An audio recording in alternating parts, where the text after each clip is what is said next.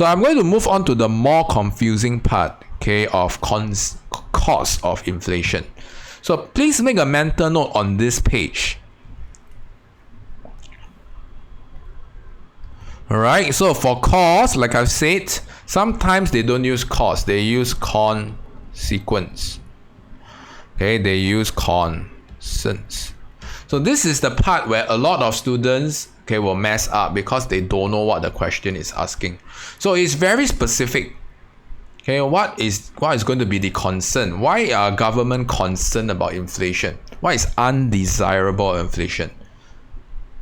Okay, so learn to paraphrase. So some of the students, when they are tested with cause, consequence, and concerns, they use the first approach of causes. Okay, that's straight wrong. Okay, so make sure, okay, you're familiar with this approach.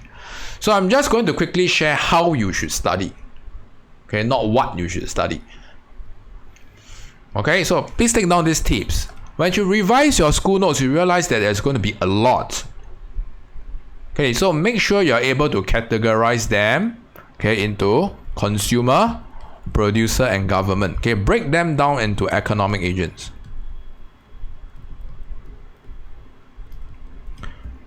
That's the first tip that I have. The second tip that I have is familiarize yourself with the first or the second or two each. Okay, because it is very unlikely that you'll be tested the same scenario in case study. So you just need to be familiar, especially for my H2 students. Okay, they may ask you in essay, then you need to vomit out in essay. But for H1 students, there is very, very case study centric. So you never know which one is going to be tested. Is everyone good on how to revise? Alright, the third part that you need to be familiar with is the paper clip here. Okay, in our notes, I always insert the paper clip for you guys to take note. So the concept down here can be tested in the reverse. If they are not concerned about consequence, cause, okay, and concern, they will be testing you on what is desirable about achieving a goal. Okay, so if you understood cause, consequence, and cause approach, all you need to do is just to flip the arrows here. Okay, don't need to memorize a separate set. Okay, so I'm just going to quickly illustrate, okay, how is one of the factors going to work. Okay, maybe I'll combine these two. Okay, and likewise, if there's anything that you're not sure within the content that you don't know how to explain, just drop me a private ping, especially for my students. Okay, I'll address that. So one of the famous consequence for inflation, okay, that you need to relate is fall in purchasing power. So the example that I often use is this. Okay, let's say all of your pocket money is $100, right? Okay, and you consume fast food every day, $5. Okay, how many meals you can consume? 20 meals a week. Agreed? So how does inflation comes into the picture? Inflation comes into the picture when your fast food prices or your general price level goes up. And this erodes your purchasing power. Do you see that? Okay, there's no change in your income. Okay, but on a real basis, you're going to afford lesser goods and services. So inflation erodes your purchasing power. Please memorize this E word. It normally comes in with purchasing power. There's an erosion of your purchasing power. So what's the significance of erosion of your purchasing power?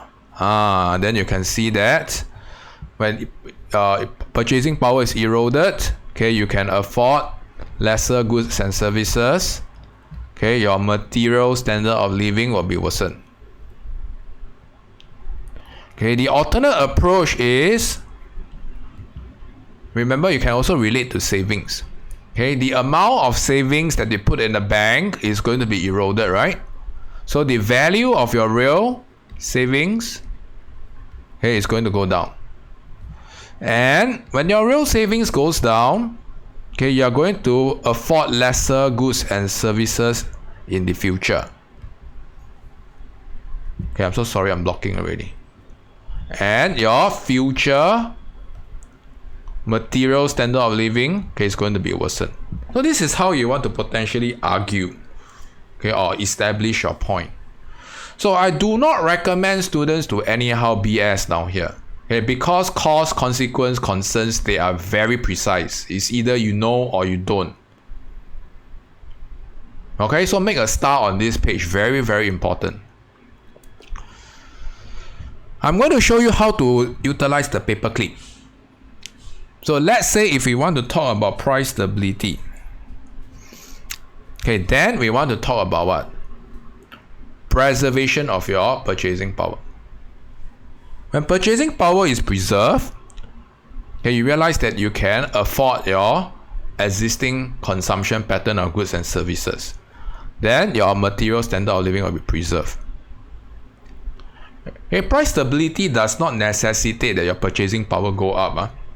Okay, it means that price is generally growing at a healthy level. Okay, so you don't lose out in the long run or in present. Likewise, okay, the amount of your real savings, okay, will remain intact.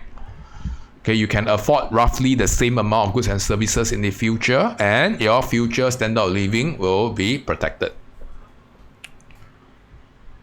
So always uncover what perspective the question is asking. If the question necessitates price stability, don't use the problem approach. Likewise for the other. Is everyone clear?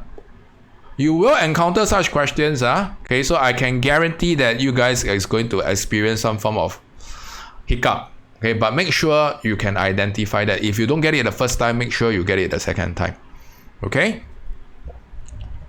So I am going to move on to the policy side, okay?